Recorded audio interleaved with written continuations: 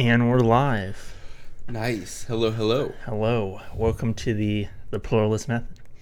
Yes. This is our Wednesday show. I had to do a few things on Sunday, so we weren't able to stream on our normal time on Sunday, but we're back here, and we'll be back with another show this Sunday. Yes. We've got the topic down as well, so I think it'll be a pretty good one. Very current, very topical to nowadays. Yeah. Extraordinarily relevant in all honesty. Yes. So today we're just going to do a little discussion on I called it a brief discussion on expressing your point of view. So this is basically, we'll be covering things like debate formats and long form versus short form. We'll go over a few ideas we had on that. How people campaign. How they campaign, slogans, catchphrases, those kind of things. And as well as sort of the impact they've had, how that's changed briefly over time. And then after all that, we'll have a 4-hour conversation about money and politics. Okay, yeah. Yeah, No, deep into the night. It'll be midnight, and we'll be arguing back and forth. Yeah, it'll be crazy. But I think it should be kind of fun. We may touch on this later and more in depth, but this will just be very brief, so we won't go too deep into anything. Of course, this is a big topic, and we could spend hours discussing it. Yeah, as with most of our... Pretty much everything. Yeah. And basically, all the stuff we except have that executive order fictional character. Oh, yeah. I mean, I could have went on an hour for that. But your Sesame Street characters weren't going to cut it. No. I had phoned it in, I guess you could say. We'll cut that part out of this, right? Yeah. But I wanted to start it off with, I had a few things that kind of sprung to mind, or at least made me come up with this, or what I provided originally... inspiration. Yeah, exactly. That's the words I'm looking for. So I wanted to take us all the way back to 2004. You said you hadn't... no, I do not. You don't remember this. I do not remember this at all. Back in 2004, I mean, I wasn't too old then, but I was still pretty... You don't want to give away your age? No, that's private information. Oh, okay. What about your social? No. No, okay. Just the last 4 digits. The last 4 digits. No, I mean, I do remember my parents in particular, as well as somewhat myself, kind of watching and experiencing. That was probably one of the first campaigns I really experienced, as far as seeing clips on the news and just hearing about it from my parents. And I remember this moment in particular. This is Howard Dean, not Herb Dean. Howard Dean. Herb Dean, I believe, is an MMA ref. Really? Yes. Wow. Obscure did not know references. that. Yeah. This is Howard Dean. He was What's his social? I don't know. Sorry. I wish I knew. Keep going. This was for the 2004 Democratic primaries for the 2004 presidential election, which would have been Bush's second term. So Bush Cheney ended up being John Kerry and John Edwards. I don't. Again. Yes. Yeah. John and John. Yes. Yes. Yes.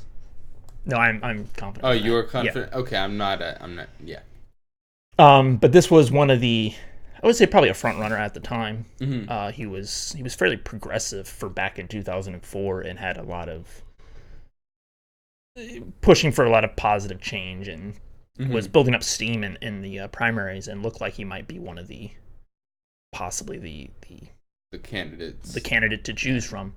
And then coming off the first primary, so this is Iowa, he was kind of an underdog to start. So when he came into it, I believe he picked up third. He mentions that in the beginning of this clip, but they were able to pick up third, which was pretty good for them, especially starting out with kind of a ground roots unknown name to really come forward. Kind of like you think of a Bernie campaign back to 2016. We'll actually touch on grassroots we'll get to that. Campaigning. I don't want to go too deep into this, but I just wanted to briefly bring this up because I thought it was kind of hilarious, especially based on what passes nowadays in the Trump campaign in particular. Yeah. But this was he didn't actually say anything. Oh. This was the thing that ended his campaign, and you got to watch for it.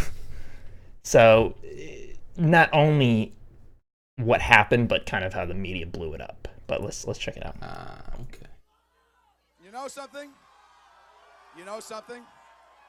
If you had told us 1 year ago that we were going to come in third in Iowa, we would have given anything for that.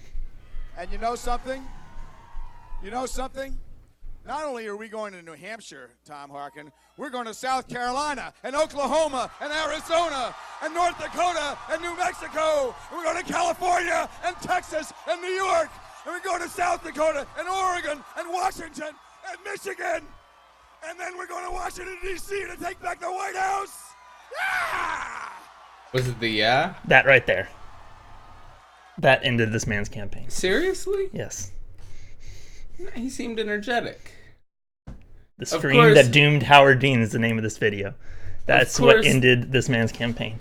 I mean, of course, it was blown up in the media. Yeah, it was sort of played off as he was almost like mentally unstable. This is a good jumping off point. Sure. Because I firmly believe that how the media portrays certain candidates will determine their electability. Sure. We have a couple very large media organizations that really run this, that can truly determine whether or not a candidate or a campaign will gain traction. Sure. We see it with the debates alone. You'll see it with ABC, CNN, NBC, and Fox. Those are the four I'm not sure. I think... who is CNN owned by? I am not sure. Because I think, ABC is... are they owned by the Disney? same? ABC is Disney. Okay. CBS is its own. I don't know. Is it Turner? And then Fox, of course, is its own. But what are they owned by? I'm not sure what CNN is owned by. But those four media organizations... You could say Universal as well, so NBC. Oh, yeah, I did say NBC. You said CNN. CNN, NBC. Oh, I must be thinking of CBS. That's what I said. Okay, yeah, no. They're the companies they own would Okay. be not necessarily CBS the channol, but they're the sort of umbrella corporation that owns. I'm not sure what they own exactly, it's but likely. they all have their own. Yeah, I honestly don't tune into. I believe there's only about 4. I believe there's only, but they're not even wouldn't even be called CBS particularly. They could be. They could own like a CNN channel. type channel. Yeah, that would be a major news network because I believe only about 4 or 5 are the main sort of umbrella. Yeah, I'd have to look into that. No, and it's very, very true. The spin that the media places on these candidates actually does affect how they do. Sure. They kind of have the few they'll choose and they sort of push. You get the kind of label of like sweetheart of the media. And even if something bad does happen, like if you look at a Democratic debate like last week, or even the first Democratic debate in night 1, night 2, there were quite a few newsworthy snippets that they could choose from, and they choose ones that will particularly favor a candidate that they are going for. Or in like Fox's case, they will look for the little snippet that makes everyone look like socialists. Exactly. Throw to Pete Buttigieg. But no, I think that's absolutely true. No, I agree. So I mean, the media actually, and of course you can see that was by CNN. But yeah. And that was the case with this. I mean, the media sort of blew it up and turned it into this kind of like he was mentally unstable or unfit to be, which is a little crazy when you think about it, even for nowadays, even based on what we've seen nowadays. Even how the media might favor a candidate, but just based on what we've seen from certain candidates. Oh, absolutely. I have another couple little snippets. These were in other this was in another primary. It was a governor from I think it was a governor of Texas. He had a moment in a Republican primary. Are you talking about Rick Perry? Yes, I didn't want to say a name, but yes. You didn't? You wanted to keep it anonymous? Well, yeah. Well, Well, there was a situation where people were basically saying he was the second coming of Bush Jr. And that kind of blew up in the media. Where it was kind of like the dumb and nice looking sort of Yeah, and then who? Actually, I don't remember the name of this other one. The guy who kept drinking the water during a debate. That was Mark Zuckerberg during his. No. This was way before. This was a primary. I'm not sure. No, it wasn't. I will have to look it up. But no, I remember literally the guy every 10 seconds he would take a sip of his water. Oh, that was Florida. What's his Rubio? Rubio, that's it. Rubio. Yeah.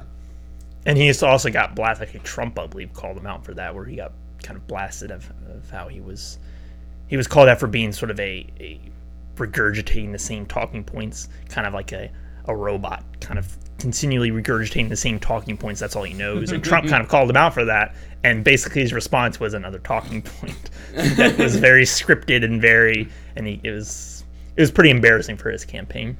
Yeah. I believe that was around the time his sort of took a nosedive. Yeah. Well, he's kind of out of it. He retired, hasn't he?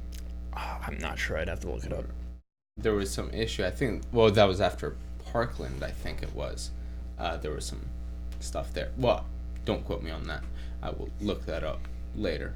And I don't want to get into gun violence. Marco Rubio. Excuse me. Yeah. Oh, did you say something different? I said Mark Rubio, didn't I? Oh. No, I believe he's still a senator. He's not. Yep, since 2011. Yep, he's still a senator. Mm.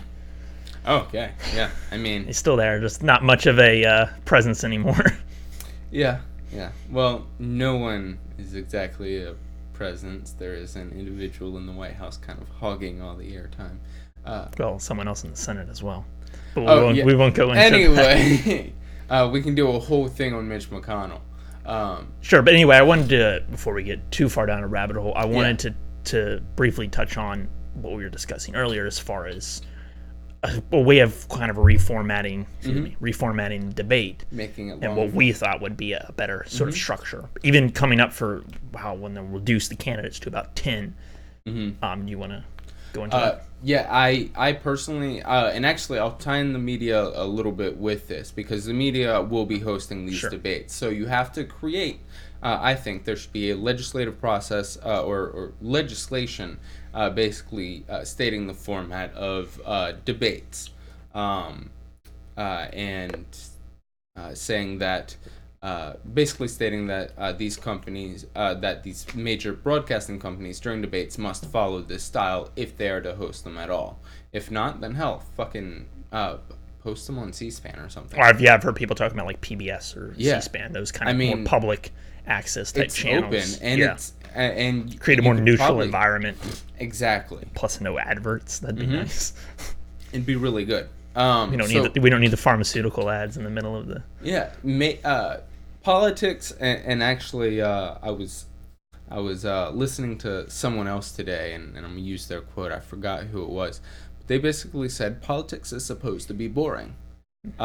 It's not supposed to be these 15-second snippets of what one person said, and then these attacks between political candidates. You're supposed to be talking about policy. Well, I mean, the idea of for-profit news kind of sprung up where they need to attract viewers. They need to have quick, bite-sized little snippets of action that keeps the viewer engaged so they can build more advertisement. That's why it's a for-profit news That's why news it medium. Would be either good to make some legislation stipulating how a debate should be structured, or change locations of where you're going to be posting or both. Your stuff. Yeah, I 100% agree. Both would be preferable. Sure. But in addition to that, you want a long-form style debate. Of course, when you win, we could say long-form in the style of a debate, where it's not going to be like an hour-long discussion, like a sit-down and talk. But no, actually, this was my idea. Instead of having a ton of candidates, you only pick one topic per debate. You pick a topic that is extraordinarily relevant in the common time, especially in a Democratic primary or a Republican primary. There are talking points that people really want to kind of discuss. And the DNC or the RNC can decide what that topic is for each of the debates. So one of them might be healthcare, the other one might be immigration, and so on and so forth.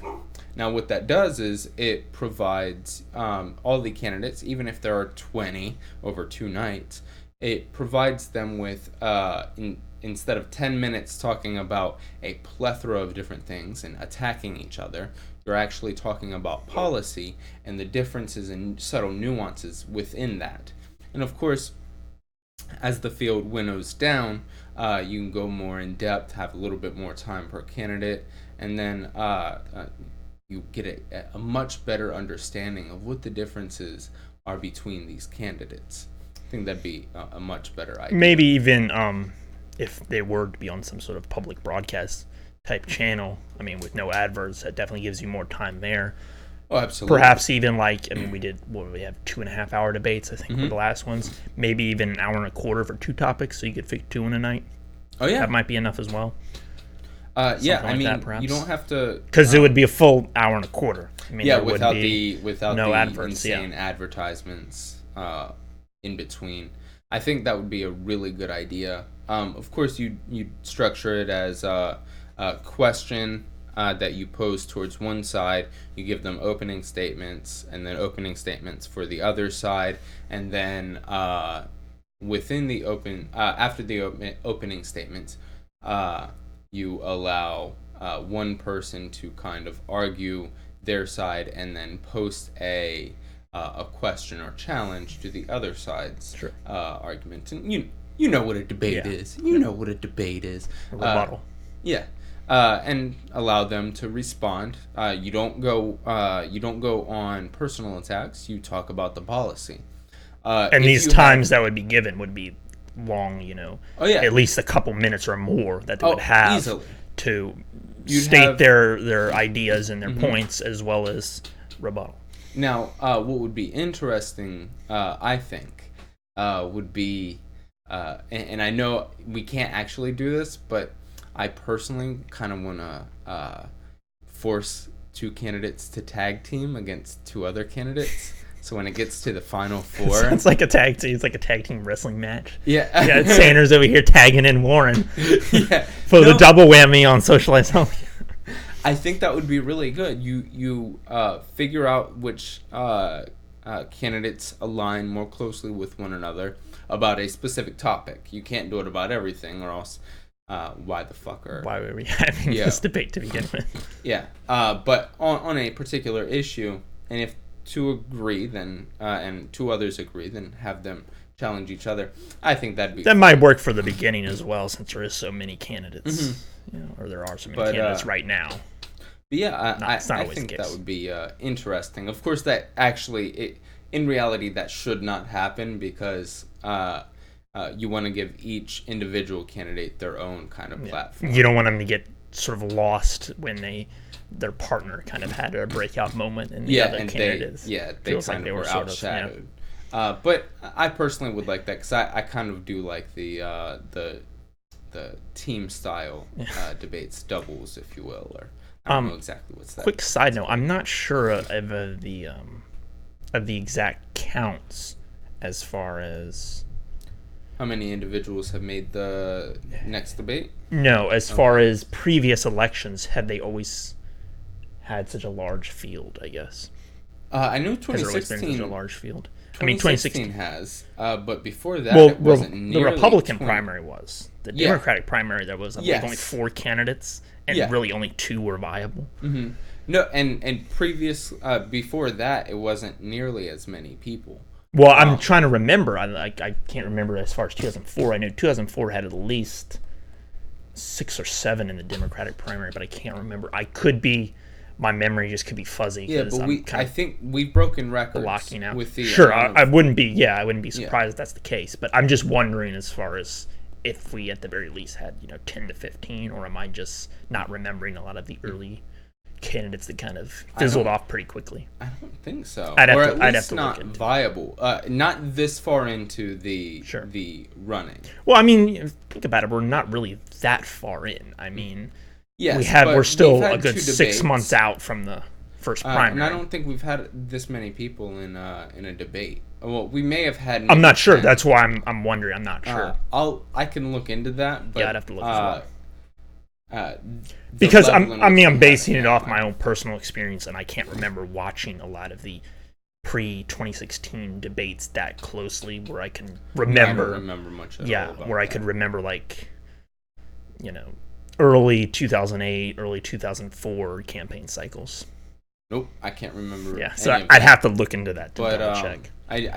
I can say that there were the 4 media companies. I've listened to stories about the campaign, and they have said it is an unprecedented number of people. And I'm wondering if they're accounting for, like, how far back are they going to? Because I mean these news media outlets weren't really around pre-80s, I believe, right? That's pre-90s. Fair. I mean, 90s was kind of their rise. Yeah, as far as the first golf. When the first debate was publicized or televised. Televised. I believe wasn't that back in Kennedy versus Nixon? It might. I've heard stories of that was a big selling point for Kennedy, being kind of a rather attractive younger gentleman, and compared to Nixon being some of the first televised debates, it didn't really didn't play out. No, it didn't play out too well in Nixon's favor. Smooth talking, well, Kennedy, good-looking Kennedy versus Kennedy is a Kennedy, so versus Nixon, which is not the most appealing. But I mean, well, actually, if you want to talk about attractive candidates, I mean, Jay Inslee, man. Jay Inslee all the way. If we're going just by attractiveness, Jay Inslee will be our next president. We're not going there. We're getting sidetracked now. Sorry, he looks like Superman.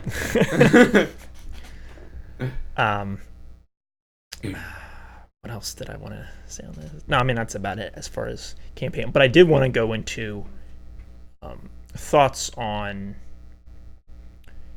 sort of more longer formats, allowing for, this came up when we both, I believe, just listened to the Joe Rogan podcast. Yes. We had Bernie Sanders on, and he's had a few other candidates as well over the years, as well as other more online media, podcasts, etc. And sort of the benefit of those more long format, how a lot of candidates kind of excel in that style and really are able to express their ideas a lot better than these quick news, snippets and whatnot. Oh yeah, no, it's. But before we go there, I did want to mention, of course, like and subscribe. Like and subscribe if you haven't already. Be sure to comment if you have any questions or anything you want to throw out. There's a donation link. There's a donation link if you want to help us out. We greatly appreciate that. We also have a Twitter. At Pluralist Method. Please give us some love. There you go. All right. With that, everything's covered. No, actually, you've brought up a good point. Candidates who do very poorly in the debates we have now may excel quite a bit in a long-form debate. The reason for that, it takes a different skill set. For example, I just want to briefly cut in here. For example, I thought Yang did decent during the last debate, but I actually watched an interview of him after with Anderson Cooper on CNN. And just in that kind of longer format interview, I believe it was about a 10, 12-minute interview, I mean, his ideas, similar stuff that he expressed on stage during debate, they just came off a lot more. Yes, like he seems to really do better in more of these low-key, long format environments, even if it's only a 10, 15-minute interview. Well, I mean, there is another aspect that we're not looking at, which is charisma. With the current style of debates that we have now, charisma is a huge factor. And it's even a certain kind of charisma. Absolutely. You have to be very telegenic, if you will. You have to be able to be witty. You have to be very quick, quick on your feet with responses. And some of this, of course, takes us from some strategic planning and whatnot beforehand. But some of this requires hella good improv skills. Because you need to be able to take an attack and then kind of reflect it. Whereas with a long form debate, which you kind of want, which actually reflects the... Or not even debate, but just discussion or interview, perhaps. A long form style discussion, interview, or debate will reflect the characteristics of a leader much better than the current style debates we have. Actually, I'm not even going to say in my opinion, that's a fact. Sure. Well, I think a candidate can perhaps hold both. Oh, yeah, absolutely. But we don't want to... You kind of want both because you don't want to be easily deceived by just having someone who's, a great talking head in the spur of the moment in their rally speeches and they're on the debate stage. But when it comes to actually expressing their ideas in a long form sort of... Or whether they even have a good argument to begin with, rather than just spouting off a popular that doesn't come across in the quick snippets debate, rally speeches, things like that. If I'm filtering candidates, I'd much rather filter them through a long form discussion or long form debate rather than a televised everyone against everyone brawl that we kind of see now. You can see more the nuance in their ideas, and you're not just that, but it also reflects or represents their ability to think critically, their ability to observe the current situations that are happening now, and utilize the knowledge of all of those factors to put into their policies. So when you're talking about healthcare, which candidates are also thinking, while they're thinking of healthcare, which one of them are thinking of immigration? How will healthcare impact immigration? How will it impact how all race? These things are kind of interwoven. Yeah. What about socioeconomic status? And then competition. What about the displacement of workers within the privatized healthcare community that you'll see? I mean, there are a bunch of other factors that you have to think about, that you have to give thought to, that aren't expressed in this it's just very not short possible. Form. No, it's literally not. And it's a travesty, really. Yeah. No, it's pretty bad. But with that, these longer discussions don't only show the critical thought, it also shows that they are more likely to think and use logic and reason when dealing with other countries, like China and Russia and North Korea. I have to say, I think... And the European Union. Okay. Try to interrupt there, but I believe Obama, for the most part, was pretty good at balancing between the two. He did a pretty damn good job. I mean, whether you like Obama or not, I think as far as more and longer thought out formats, as well as his kind of rallying up the masses and motivating in more of your campaign rally speeches as well as in debate. No, I think he balanced those pretty well. And I've been focusing on a foreign relations lens recently, and as far as foreign relations go, I know he got a lot of flack for the way he greeted certain world leaders or whatever. That was a popular one. Yeah, but it shouldn't have been. I mean, he utilized the customs of another country and properly greeted. He did his fucking homework. You're kind of relying on ignorance of American people, too. Like, no. To make them believe that he's sort of bowing to other leaders, I guess. No, you're utilizing customs of another country to gain respect, and those little tiny things that you do to show respect actually work in your favor when you're doing trade negotiations, peace treaties, denuclearization, that kind of shit.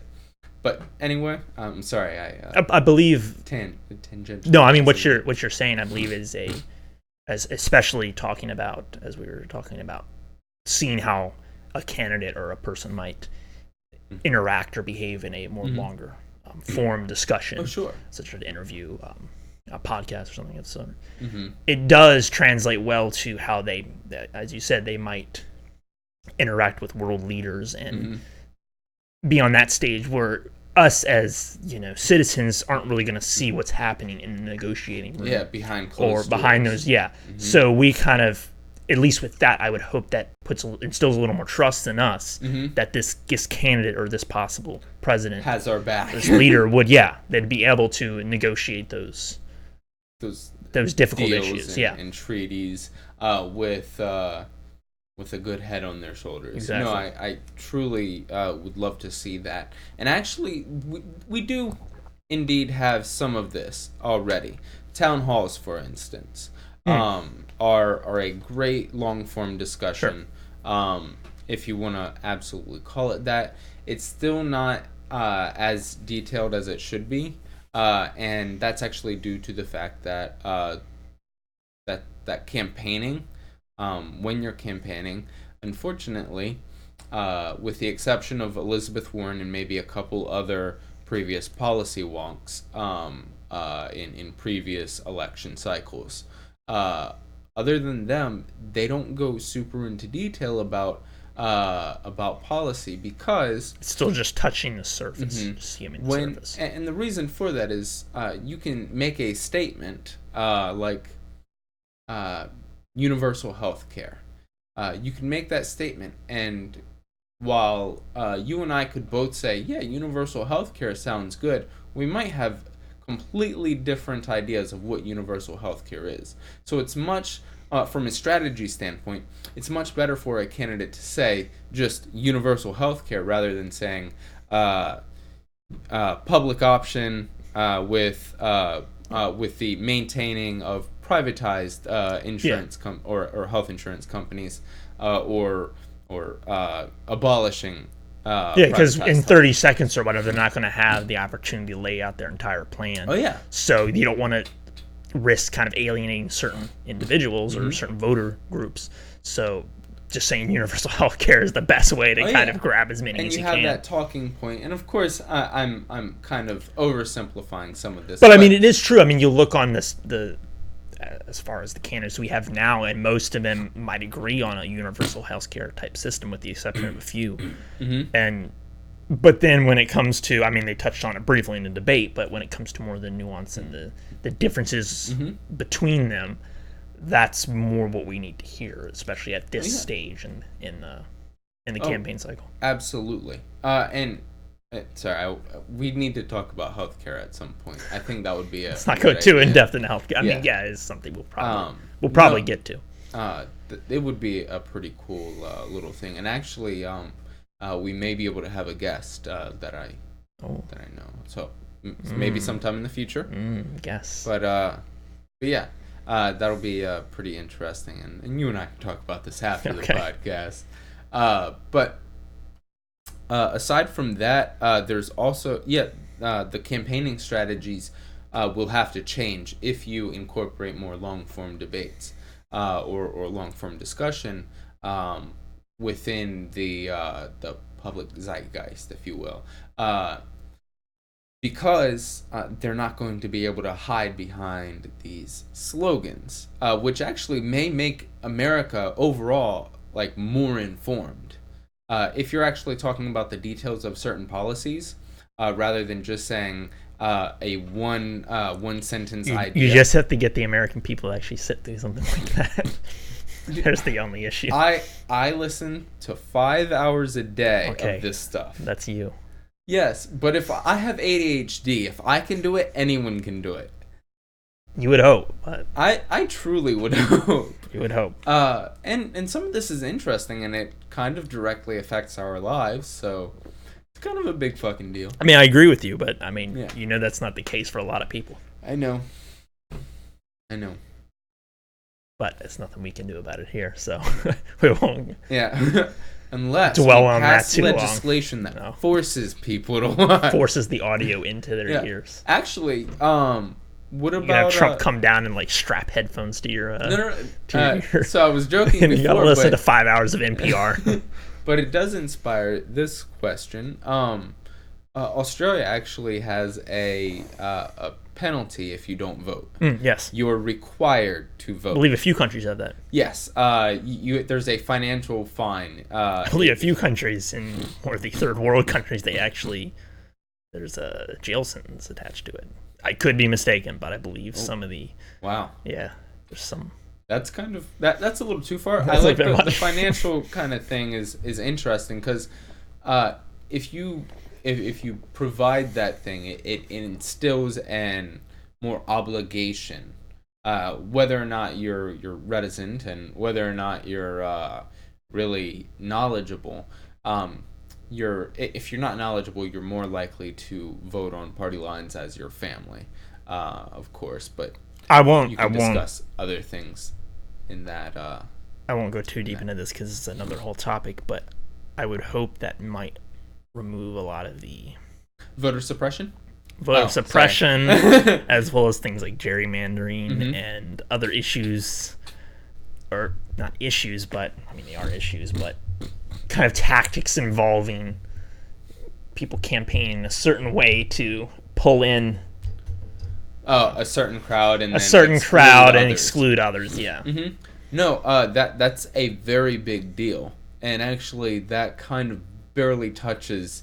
It actually touches on this Sunday's topic in a couple ways. Yeah. There's your hint. Yeah, there's your hint, everyone. But no, that's absolutely true. And we not only see that in just campaign slogans, but also certain requirements for voting. What kind of forms of identification you have to have? How can you sign up? How easy is it to sign up to register to vote? Yep. In Virginia, it's pretty easy. Everyone do it.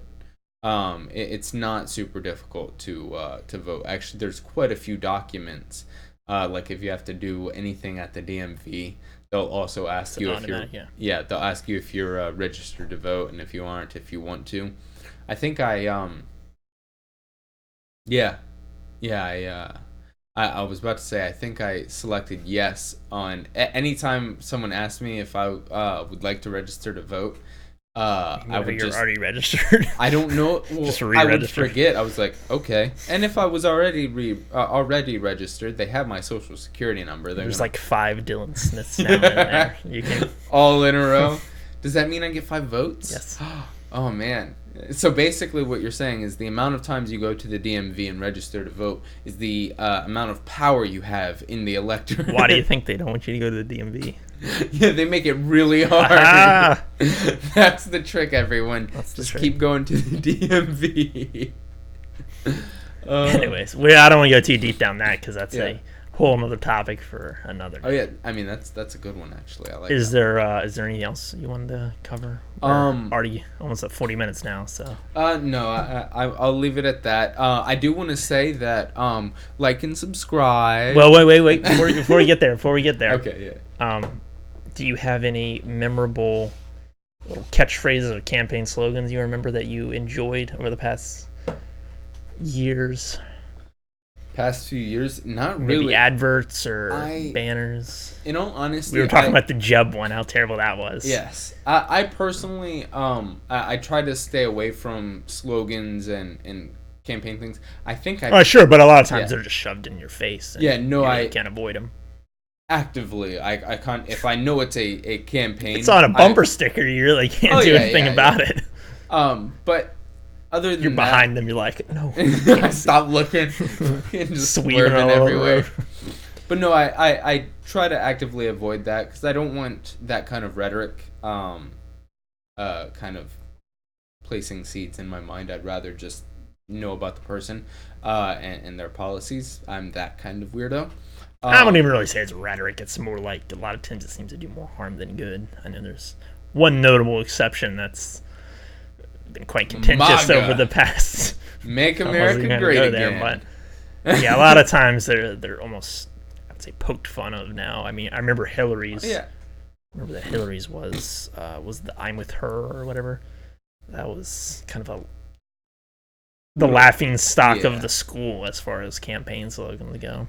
Yeah. Well, I mean, campaign slogans as historically have been quite interesting. Sure. You can see there's actually a documentary. I don't especially going back into I think it was Eisenhower, maybe Eisenhower. Yeah, I like Ike and I mean, campaign slogans were a good way to drum up support. Especially, I mean, the methods you had, things with like buttons and exactly. More of your traditional forms of. We have definitely veered away from that. I will be surprised if.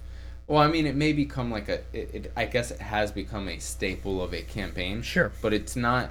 I don't think it's a useful form of political messaging, or not as useful as. May not be useful, but I mean with 15-second snippets. Yeah. But I mean with something like the MAGA hats in particular, and just MAGA in general. I mean, that you could say in a way that was pretty effective. Oh, he created a community. Yeah. And it even kind of, I would say, goes beyond his presidency. I hate to say it, but it's an ideology. Yeah, it's... which...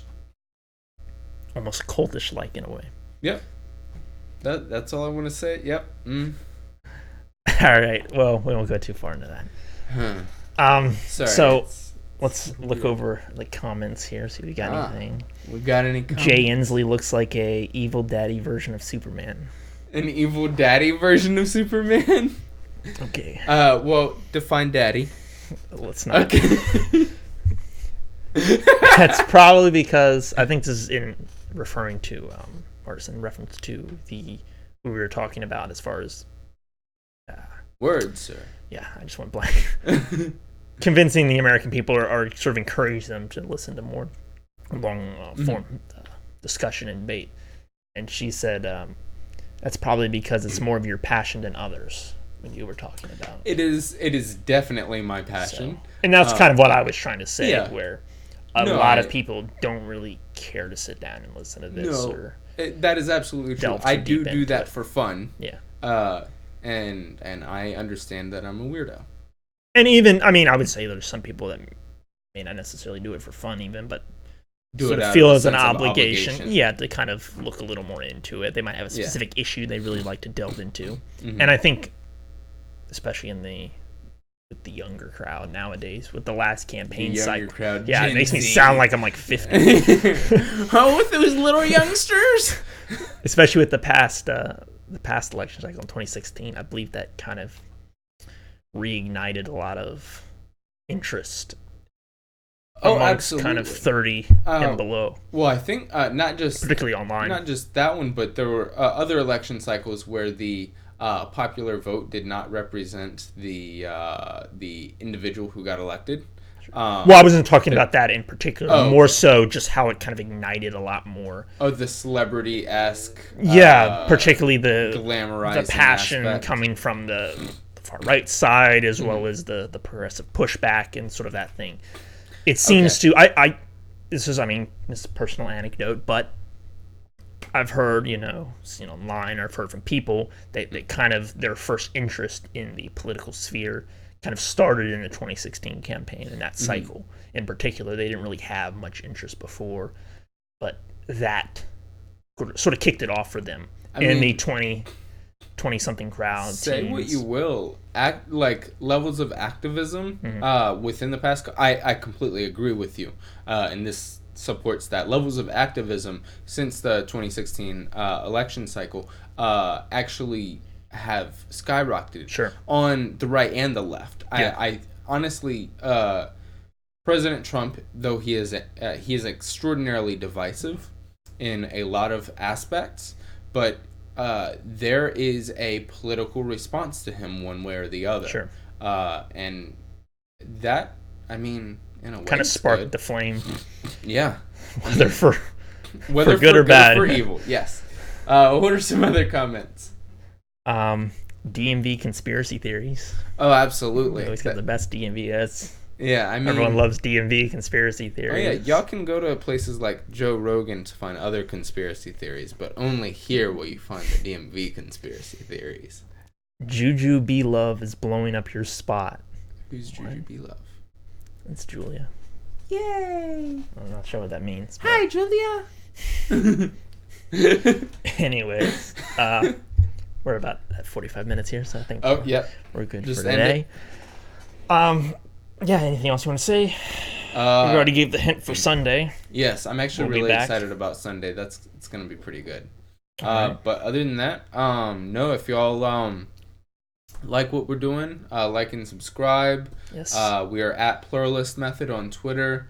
Follow us. It is now not only nerdy policy stuff, but there are some nerdy gaming stuff on there as well that I've put on there. Mainly Dungeons and Dragons related. Because I'm using it for my own tabletop gaming. Yeah, yeah, my own interests. But anyway, you just turned everybody off at Twitter. Oh yeah, I come here for politics. Only, yes. Get this DMV crap out of here, DMV. DMV political conspiracy, man. Playing D&D at DMV. Oh, that's perfect. Anyways, all right. I think that's about it. Yep.